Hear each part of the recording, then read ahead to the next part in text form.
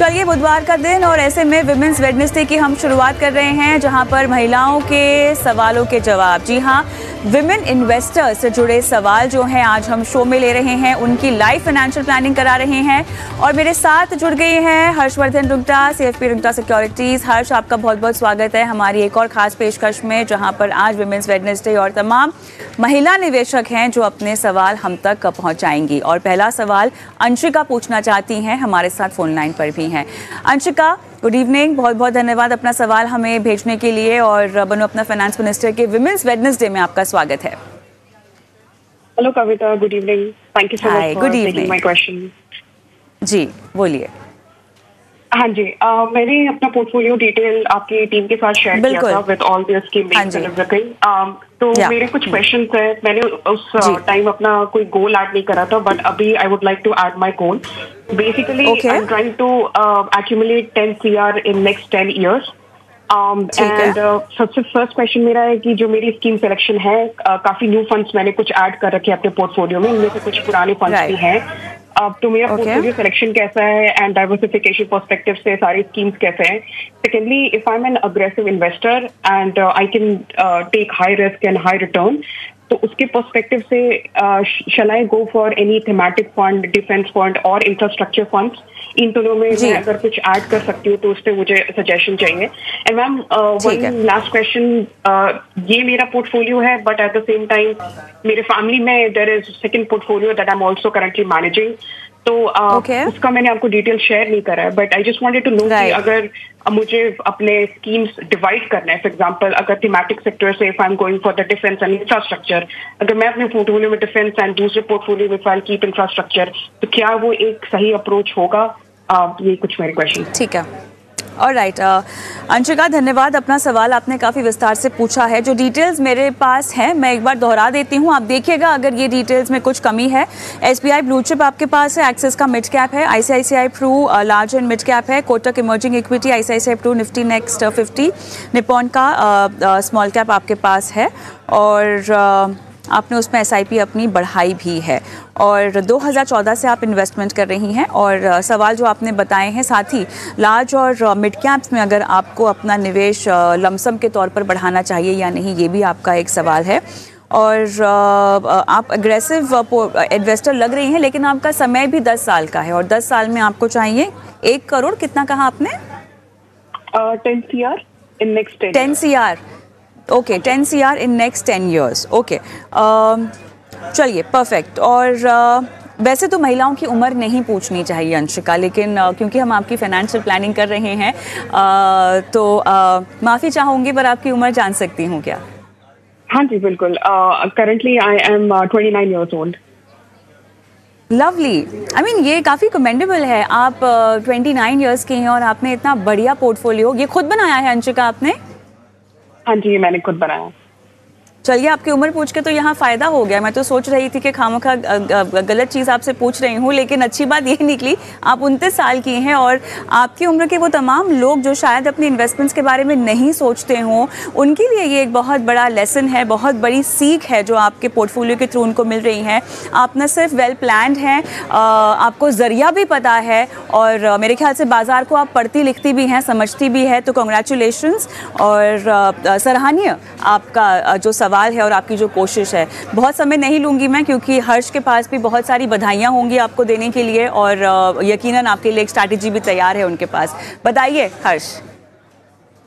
जी हाँ कविता, आपने सही फरमाया कि अंशिका अभी 29 years की हैं, और इन्होंने बताया कि इन्होंने अपना इन्वेस्टमेंट्स 2014 से किया है। सो 10 साल पहले से ये इन्वेस्ट करती आ रही है रेगुलरली, विच मीन्स 19 साल की उम्र से इन्होंने स्टार्ट किया है।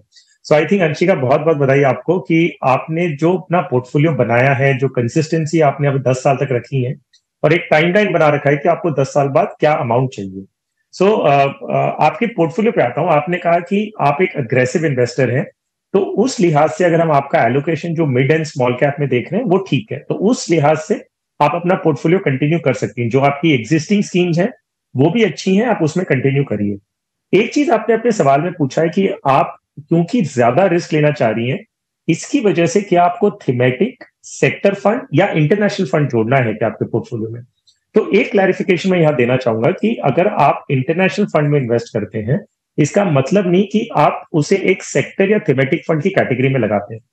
इंटरनेशनल फंड अगर आप एक ज्योग्राफिकल डाइवर्सिफिकेशन पर्पस के लिए आप लेते हैं कि भाई आपका सारा इन्वेस्टमेंट जो है वो इंडियन ज्योग्राफीज में आज की तारीख में है, आप डाइवर्सिफाई करके एक दूसरी कंट्री में, दूसरी इकोनॉमी में इन्वेस्ट करना चाह रहे हैं, तो इसका ये मतलब नहीं होता कि आपने इंटरनेशनल फंड लिया तो ज्यादा रिस्क लिया है। तो जस्ट एक वो क्लैरिफिकेशन। इनफैक्ट ये अच्छी बात है कि अगर आप इंटरनेशनल फंड करें तो आप अपने पोर्टफोलियो को थोड़ा डीलेवरेज करें इन दैट कॉन्टेक्स्ट।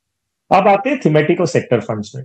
आपकी प्रोफाइल समझ के ये दिखता है कि भाई आप ना सेक्टर फंड्स में इन्वेस्ट कर सकती हैं। सिर्फ एक कॉशन पॉइंट ये है कि सेक्टर फंड में आप तभी इन्वेस्ट करिएगा जब आप उसको मॉनिटर कर सकें, उस सेक्टर को, कि उस डेवलपमेंट किस तरह से हो रहा है। सिर्फ सुना सुनी नहीं कि भाई डिफेंस अच्छा लग रहा है, लेकिन क्यों अच्छा लग रहा है, किस टाइप की कंपनीज है उसके अंदर और उन्हें कैसे फायदा होगा। और दूसरी बात कि आप उसका एग्जिट प्लान कर सकें, विच मीन्स कि अगर वो साइकिल खत्म हो गया, आपको लगता है कि वो पीक पे आ गया, तो आपको उसमें से निकल भी जाना है। Unlike a diversified equity fund जिसमें आप सेक्टर्स या थीम्स नहीं पकड़ती हैं, फंड मैनेजर इन सेक्टर्स या थीम्स में से अपना एलोकेशन ऊपर नीचे करते रहते हैं, तो आप एक डाइवर्सिफाइड फंड में रहते हैं, आपको इंडिविजुअल सेक्टर्स की चिंता ना होती है। तो आपने जैसे आइडेंटिफाई किया कि डिफेंस अच्छा है, इंफ्रास्ट्रक्चर आपको अच्छा लग रहा है, अगर मैन्युफैक्चरिंग अच्छा लग रहा है, तो बहुत सारी ऐसी स्कीम्स अवेलेबल है मार्केट में जहां पे आप अभी निवेश कर सकती हैं। लेकिन तभी उसमें करिएगा अगर आप उसको मॉनिटर कर सकें और उसकी एग्जिट को प्लान कर सकें। ऑलराइट, और जो बाकी आप थीमेटिक एक्सपोजर पूछ रही थी अपने दूसरे फंड में, दूसरे पोर्टफोलियो में अंशिका, उसकी डिटेल्स क्योंकि हमारे पास नहीं है, लेकिन हर्ष किस बिना पर वो अपने दूसरे पोर्टफोलियो जिसका उन्होंने जिक्र किया, जिसकी डिटेल्स हमारे पास नहीं है, लेकिन उसमें भी वो थीमेटिक एक्सपोजर के बारे में जानना चाह रही थी क्योंकि डिटेल्स हमारे पास नहीं है और कुछ थंब रूल्स आपने ऑलरेडी बता दिए हैं थीमेटिक और सेक्टोरल एक्सपोजर को लेकर।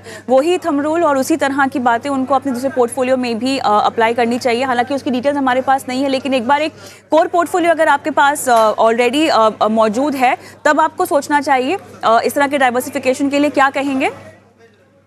तो देखिए कविता, एक मैं उनकी ही रिक्वायरमेंट एक कंप्लीट करना चाहूंगा। उन्होंने कहा कि 10 साल में उन्हें 10 करोड़ रुपया चाहिए। सो अंशिका, अगर मैं बेसिक 12% से कैलकुलेशन कर रहा हूं, आपका एग्जिस्टिंग पोर्टफोलियो जो 42 लाख का है, प्लस आप जो 90,000 रुपया हर महीना कर रही हैं, ये अगर 10 साल में अगर 12% से यहां से ग्रो करता है तो आपको करीबन 3.5 करोड़ रुपया मिलेगा। तो आपको या तो, क्योंकि आपका एग्रेसिव पोर्टफोलियो में मान के चलता हूं कि आपको ज्यादा भी मिल सकता है, लेकिन एंफी गाइडलाइंस के हिसाब से 12% का अनुमान लगाते हैं तो करीबन 3.5 करोड़ होता है। अब कविता, जो आपका सवाल था कि आप अंशिका एक अपने किसी फैमिली मेंबर का पोर्टफोलियो बना रही है, तो एक चीज अंशिका ध्यान रखिएगा कि आपकी प्रोफाइल अग्रेसिव है। इसका ये मतलब नहीं कि आप आपके जो जिस भी रिलेटिव के लिए ये पोर्टफोलियो बना रही है उनकी भी प्रोफाइल अग्रेसिव है। तो क्योंकि आप वो मैनेज करती है, सिर्फ इतना सा ध्यान रखिएगा कि आपकी प्रोफाइल के हिसाब से उनका इन्वेस्टमेंट का पोर्टफोलियो ना बनाइएगा। उनसे आप अगर उनसे समझें कि उनकी रिस्क प्रोफाइल क्या है, वो हिसाब से बनाइए। अब आती है सेक्टर फंड उसमें ऐड करने की बात। तो यस, अगर एक कंसोलिडेटेड पोर्टफोलियो के रूप में आप उसे देख रहे हैं कि पैसे भले दो नाम पे हो लेकिन पूरे फैमिली का एक ही फंड है, तो आप डिफेंस अपने में ले रहे हैं, इंफ्रा या मैन्युफैक्चरिंग उनमें ले रहे हैं, फर्क नहीं पड़ता। सिर्फ जितना मैंने समझा है और आपको सलाह दे रहा हूं कि as mutual fund distributors, as कोई भी एडवाइजर की भाई यही रोल होता है कि आप अपने हिसाब से ना काम करें, जो एक्चुअल इन्वेस्टर है उनकी प्रोफाइल को देखते हुए अपना पोर्टफोलियो बनाए। तो वही चीज प्लीज आप ध्यान में रखिएगा जब आप अपने कोई भी रिलेटिव का या फ्रेंड का या कजिन का या किसका भी आप पोर्टफोलियो बना रहे हैं।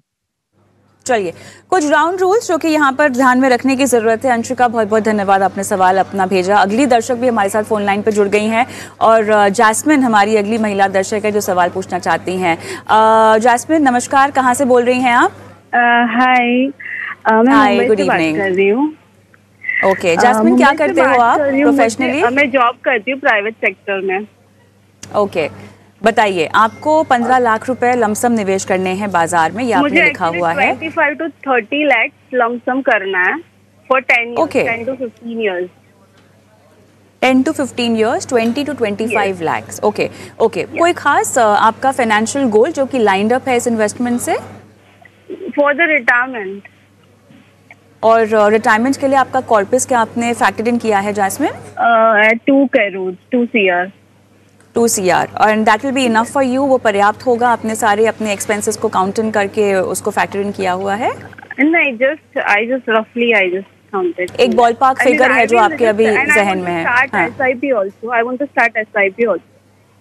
Okay, so 20 to 25 lakhs lump sum investment and Yes, SIP or of 10,000? 10,000. Yes, I want to invest, but I don't know in which fund I have to invest. ठीक है, चलिए, बहुत बढ़िया और बहुत अच्छे समय पे आपने अपना सवाल भी भेजा है। जस्ट हमारी इंफॉर्मेशन, हाँ पूछिए। एंड मेरा लाइक 7 to 8 मेरा ऑलरेडी इन्वेस्टेड है लंप सम में भी, तो उसका भी मुझे रिव्यू करवाना था कि ये जो मैंने इन्वेस्टेड ऑलरेडी किया है 5 to 6 years ago, so that is suitable for me or I have to change it for. So Jasmine, हमारे पास उसकी डिटेल नहीं है, क्या आप मुझे बताएंगी? 5 से 6 लाख बोल रही हैं आप? नहीं, 7 to 8 फंड्स में मैंने इन्वेस्ट किया है। Oh yes. तो उसकी लिस्ट तो आपने हमें दी नहीं है ऑलरेडी? नहीं, मैंने आपको भेजा था आपको। I don't have those details on me, और मेरे ख्याल से हर्ष के पास भी वो डिटेल्स नहीं होगी। तो वो जो फंड्स हैं आपके, उनमें आपने कितना लमसम इन्वेस्ट किया हुआ है? SIP चल रही है कि आपने इन्वेस्ट करके छोड़ दिया है? SIP नहीं है, लमसम है। ओके, फंड्स के नाम याद है? बिकॉज अभी मेरे पास वो डिटेल्स है नहीं। अगर है तो मैं झटपट, मेरे पास हाँ बताइएगा। आपको बताइए। HDFC balance advance stage funds में मैंने 2,50,000 एड लमसम किया था। फिर था नावी अग्रेसिव हाइब्रिड में 2,50,000 है। कौन सा है ये? कौन सा? SBI नहीं, Navi aggressive hybrid. Okay. Then I have SBI equity hybrid 2 lakh. Okay.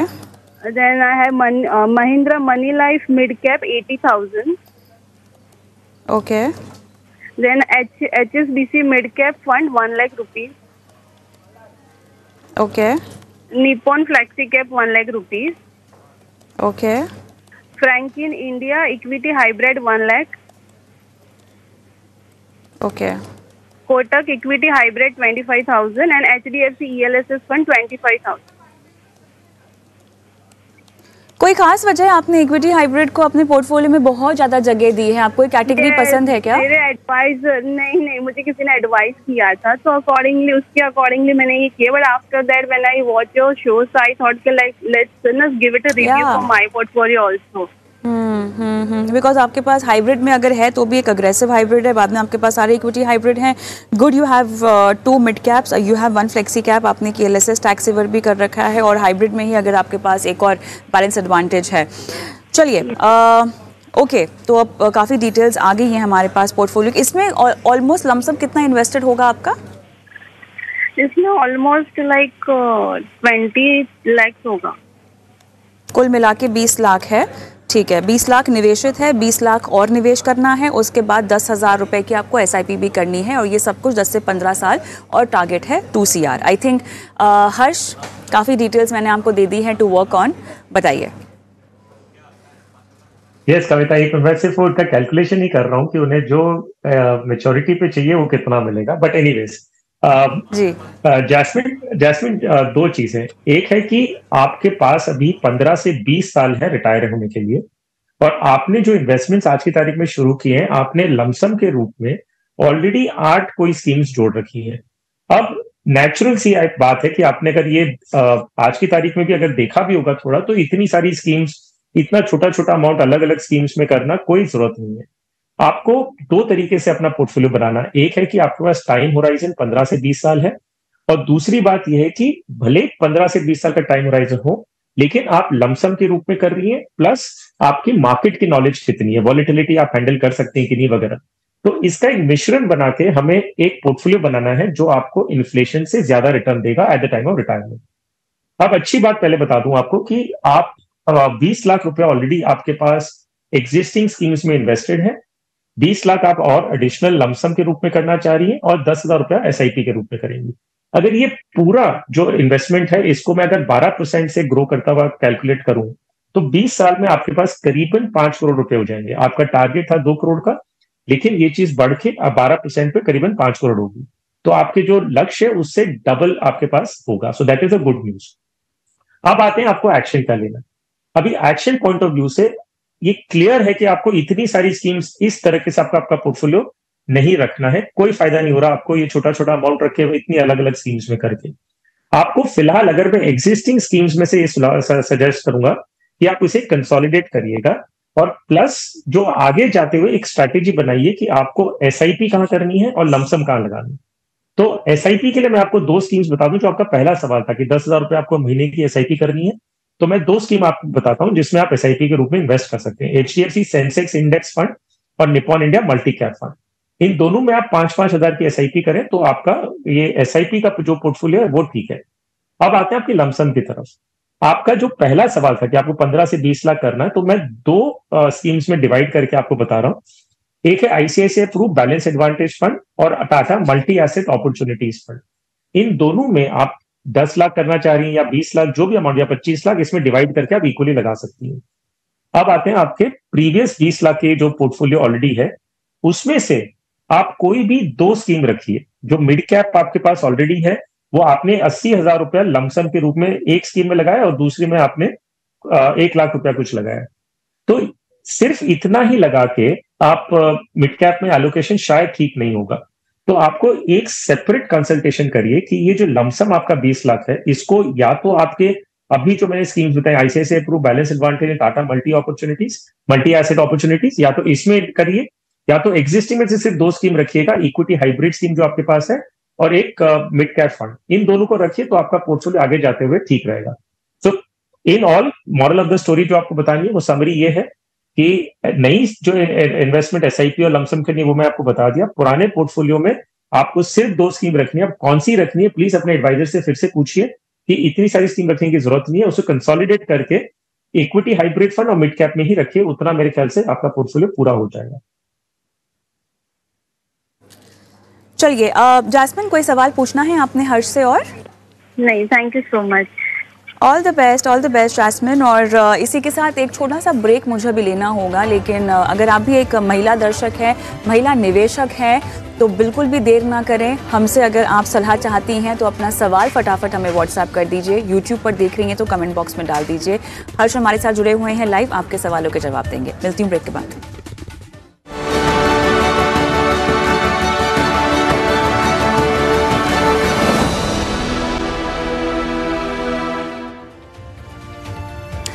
Welcome back. आप देख रहे हैं विमेंस वेडनेसडे बनो अपना फाइनेंस मिनिस्टर में, और ख़ास बात इस शो की यहाँ पर ये है कि हम विमेन इन्वेस्टर्स पर फोकस कर रहे हैं। अगर आप भी एक ऐसी विमेन इन्वेस्टर हैं जो कि शेयर बाज़ार में इन्वेस्ट करती हैं, या अगर आप अपनी फाइनेंशियल प्लानिंग करवाना चाहती हैं अपने किसी भी फाइनेंशियल गोल के लिए, तो ये पेशकश खास आपके लिए है। और इसी कड़ी में हमारे साथ एक और विमेन इन्वेस्टर अंशुल भी जुड़ चुकी हैं। अंशुल, गुड इवनिंग, स्वागत है आपका विमेंस वेडनेसडे में, और थैंक यू अपना सवाल आपने हमें भेजा। कहाँ से बोल रही हैं, क्या करती हैं, कुछ बताइए अपने बारे में Anshul. Hi Kavita, good evening. Hi good evening. मैं अंशुल बोल रही हूँ, I am from Ranchi, Jharkhand. जी मैम, मैंने कुछ मेरे पास कुछ 4 स्कीम्स हैं जिसमें मेरी कुछ टोटल एसआईपी 1,30,000 रुपीज की चल रही है। जो टोटल पोर्टफोलियो वैल्यू है कुछ 20 लाख रुपीज का है। कुछ मेरा गोल है in next 15 years I am trying to save like somewhere 8 to 10 CR। And मुझे पूछना था कि मेरा पोर्टफोलियो डाइवर्सिफिकेशन सही है या फिर मुझे कुछ और फंड्स ऐड करने चाहिए या नहीं। अगर मुझे अपना एसआईपी अमाउंट बढ़ाना है बाय 30,000 रुपीज, तो कोई नए फंड्स में ऐड करना होगा या फिर इन्हीं फंड्स में मुझे स्टेप अप करना चाहिए। तो कुछ मेरे क्वेश्चंस हैं। ओके, ठीक है। सो मैं सिर्फ फंड्स के नाम एक बार दोहरा देती हूँ, आप क्रॉस चेक कर सकें।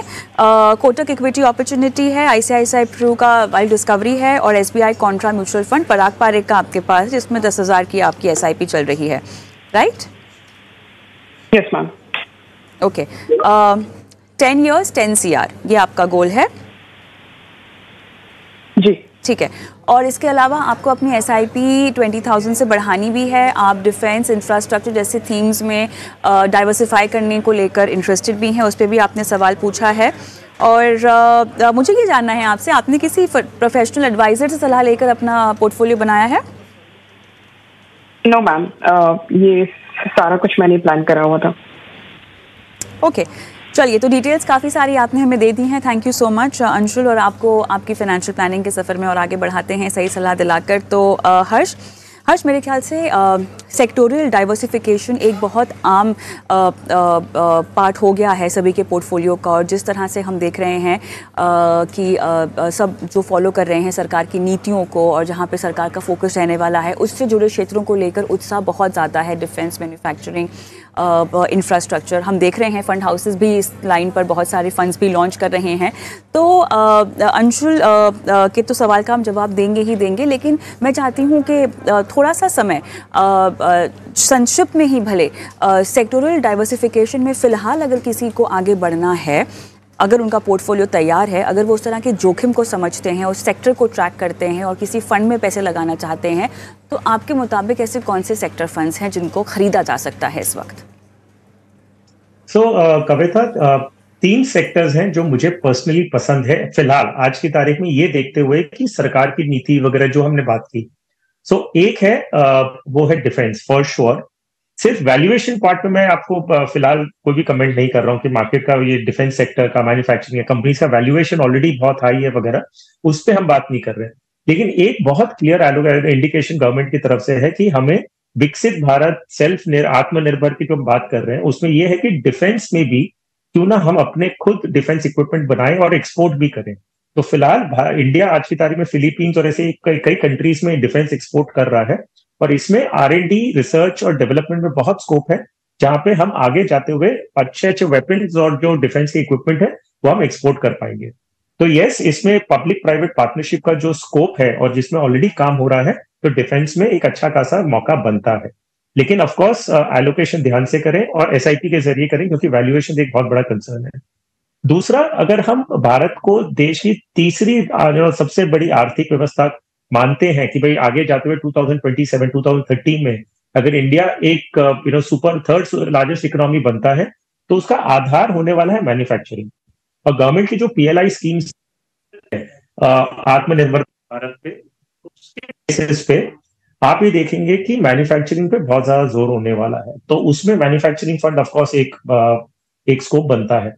तीसरा मेरा जो पसंदीदा सेक्टर है वो है कंजम्पशन या FMCG या कंजम्पशन ओरिएंटेड। सीधी सी बात है कि अगर हम देखें कि कंजम्पशन थीम को पकड़ते हुए अगर कोई कंपनीज है, सो इंडिया दुनिया की सबसे youngest economy in terms of demographics भी मानी जाती है। लोगों के हाथ में डिस्क्रिशनरी इनकम इतनी बढ़ती जा रही है कि खर्च जो हिसाब से हो रहा है वो कंजम्पशन थियरी जो थीम है उसको बहुत फायदा देगा। तो कंजम्पशन अपॉर्चुनिटीज फंड है या FMCG है, उन पे फायदा दिखता हुआ लगता है। बिल्कुल बिल्कुल। चलिए, तो ये वो तमाम बातें हैं जो आपको ध्यान में रखनी है अगर आप एक सेक्टोरल डाइवर्सिफिकेशन करना चाहते हैं। लेकिन ये बात ध्यान में रखिएगा कि जोखिम भी होता है इनमें, ऐसा नहीं है बिकॉज एक कॉन्सेंट्रेटेड एक्सपोजर की हम बात कर रहे हैं, एक स्पेसिफिक थीम, एक स्पेसिफिक सेक्टर में न्यूज़ फ्लो पे बहुत ज़्यादा इम्पैक्ट होता है। लिहाजा पढ़ाई लिखाई करके और अच्छा खासा टाइम फ्रेम रखकर आपको इसको अपने पोर्टफोलियो में जगह देनी चाहिए। झटपट हम हर्ष चाहते हैं कि आप अंशुल के पोर्टफोलियो पर सलाह दें, उसके बाद हमें ब्रेक लेना है और बाद में एक और महिला दर्शक का सवाल है हमारे पास। बताइए हर्ष, संक्षिप्त में। जी हाँ, अंशुल के पोर्टफोलियो में ना सारी स्कीम्स बहुत अच्छी हैं, उसमें कोई भी बदलाव वैसे करने की जरूरत नहीं। सिर्फ डाइवर्सिफिकेशन पॉइंट ऑफ व्यू से इनके पास 2 वैल्यू ओरिएंटेड स्कीम्स हैं। मैं फिर से दोहरा रहा हूं, दोनों बहुत अच्छी स्कीम्स है, ऐसा नहीं है कि स्कीम्स खराब है। सिर्फ एलोकेशन पॉइंट ऑफ व्यू से अगर ये चाहें तो इनके पोर्टफोलियो में एक वैल्यू ओरिएंटेड स्कीम को बंद करके मिड कैप स्कीम अपने पोर्टफोलियो में जोड़ सकती है। इनका जो SIP बढ़ाने का इरादा है कि वो किस में बढ़ाएं, तो मेरी सलाह रहेगी कि पारंपरिक फ्लेक्सी कैप में ये अपनी SIP 10,000 से 30,000 कर ले, तो नया 20,000 उन्हें इन्वेस्ट करना है। आप इन्हें क्या ये थीमेटिक वगैरह ऐड करना चाहिए, ये हमने ऑलरेडी बात कर ली है। तो अगर ये कंफर्टेबल है और SIP के जरिए ये मॉनिटर और एग्जिट प्लान कर सकती है, तो थीमेटिक फंड में चाहे तो एक्सपोजर ले सकती है। शर्त है कि ये सारी जो हमने बातें बताई है अभी उसको ध्यान में रखते हुए डिसीजन लें। All the best Anshul. और चलिए फटाफट हमारी एक यूट्यूब की दर्शक है, उनका भी सवाल लेते हैं, मोनिका पंडित का, और इन्होंने यूट्यूब के जरिए अपना सवाल हमें भेजा है। कर्नाटक से हैं, 27 साल की हैं, SIP कर रही हैं एक्सिस स्मॉल कैप में, क्वांट के स्मॉल कैप में, पराग पारिक के फ्लेक्सी कैप में। लंबी अवधि का निवेश है, यानी कम से कम 15 साल का समय अपने इन्वेस्टमेंट में देना चाहती हैं, और डाइवर्सिफाइड पोर्टफोलियो। और हाँ, इनकी एक और कंडीशन है हर्ष, वो ये है कि बेस्ट रिटर्न्स मिलने चाहिए इनको इस पोर्टफोलियो से। तो चलिए करते हैं इनके प्लानिंग की शुरुआत। और clearly small cap oriented portfolio बनाया है इन्होंने, और फ्लेक्सी कैप जिसमें थोड़ा सा लार्ज कैप का इनको बेहतर एक्सपोजर मिल रहा है, उसके लिए इन्होंने पराग पारेख का फ्लेक्सी कैप पोर्टफोलियो में डाला हुआ है। और एक बार फिर से ऐसा पोर्टफोलियो हर जहां पर हम देख रहे हैं कि लोगों ने केवल मिड कैप और स्मॉल कैप में बहुत ज़्यादा तवज्जो दिया है, ऑब्वियसली रीसेंट रिटर्न्स को देखते हुए। और अच्छी बात यह है डाइवर्सिफिकेशन के लिए एक फ्लेक्सी कैप को शामिल किया है, लेकिन एक लंबी अवधि के पोर्टफोलियो की हम बात कर रहे हैं, इतना ज़्यादा कॉन्सेंट्रेशन एक कैटेगरी में सही भी नहीं है। कैसे डाइवर्सिफाई करें? मोनिका को आप क्या फंड्स की सलाह देंगे? कविता एकदम सही फरमाया आपने कि अगर आप पोर्टफोलियो 30,000 रुपए 31,000 एवरी मंथ आप इन्वेस्ट कर रही है, उसमें से 30,000 रुपए आप सिर्फ स्मॉल कैप में लगा रही है और नाम मात्र के लिए 1,000 रुपए आप फ्लेक्सी कैप में लगा रही है, तो इस तरीके से आप एक लॉन्ग टर्म एवरग्रीन पोर्टफोलियो नहीं बनाती है। पोर्टफोलियो एवरग्रीन बनाने के हिसाब से आपको एलोकेशन हर एक कैटेगरी में अलग से हो तो बेटर होगा। सो इनके लिए 31,000 का मैं SIP इस तरह से बता दूं, ABSL Nifty 50 equal weight index fund, ये एक large cap oriented index fund है, इसमें 10,000 रुपए। पराग पारेख फ्लेक्सी कैप जो इनके पास ऑलरेडी है 1,000 रुपए कर रही है, तो उसको बढ़ा के 10,000 रुपए कर दे। White Oak mid cap fund में 6,000 रुपए और एक्सेस स्मॉल कैप जो इनके पास ऑलरेडी है उसमें अमाउंट घटा के 5,000 रुपए कर ले, तो इनके पास एक लार्ज कैप, एक फ्लेक्सी कैप, एक मिड कैप और एक स्मॉल कैप, ये सारे पोर्टफोलियो में आ जाएंगे। तो ये थोड़ा बैलेंस्ड और बेटर अप्रोच रहेगा रादर देन हैविंग पूरा पैसा ओनली इन स्मॉल कैप्स। और ये पोर्टफोलियो को हर 2 साल में एक बार रिव्यू करें तो इनके लिए ठीक रहेगा। ऑलराइट, चलिए तो मोनिका के लिए ये सलाह जो आप देना चाहते हैं, और शो को भी हमें लगभग सवालों के सिलसिले को यहीं थामना है, लेकिन उससे पहले क्योंकि मेरे पास निवेश का गुरु मंत्र है हर्ष का, तो झटपट एक रुख कर लेते हैं निवेश के गुरु मंत्र की ओर।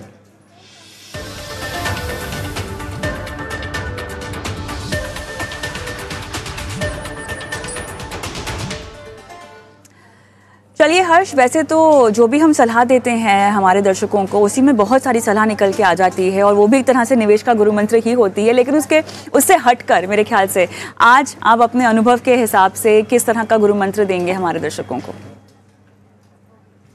बात कहूंगा कि अभी जितने भी हम सवाल देख रहे हैं, एक जनरल पैटर्न समझ में आ रहा है कि इन्वेस्टर अभी मार्केट से बहुत अच्छा रिटर्न कमा चुके हैं, तो उनकी अपेक्षा, उनका एलोकेशन वगैरह इक्विटी मार्केट में बहुत तेजी से बढ़ रहा है।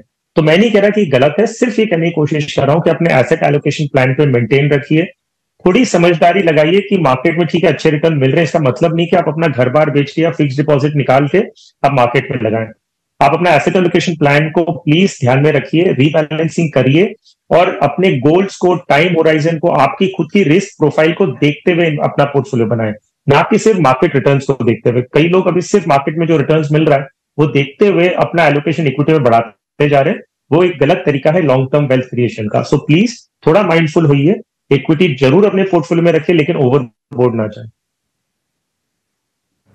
ऑलराइट हर्ष, इसी के साथ बहुत बहुत धन्यवाद, समय निकाला और विमेंस वेडनेसडे में महिला दर्शकों के सवालों के तमाम जवाब दिए आपने, बहुत बहुत धन्यवाद। हम रुकेंगे एक छोटे से ब्रेक के लिए, लेकिन ब्रेक के उस पार हमारा विमेंस वेडनेसडे का आज का कार्यक्रम ख़त्म नहीं हुआ है, क्योंकि हम आपको एक ऐसी महिला से मिलाने वाले हैं जिन्होंने अपनी तरक्की की कहानी के ज़रिए बहुत सारे लोगों को प्रेरणा दी है। लाइफ इंश्योरेंस के महत्व को उन्होंने बहुत बारीकी से देशवासियों को समझाया है, एक मुहिम की तरह वो इसको लेकर आगे भी बढ़े हैं।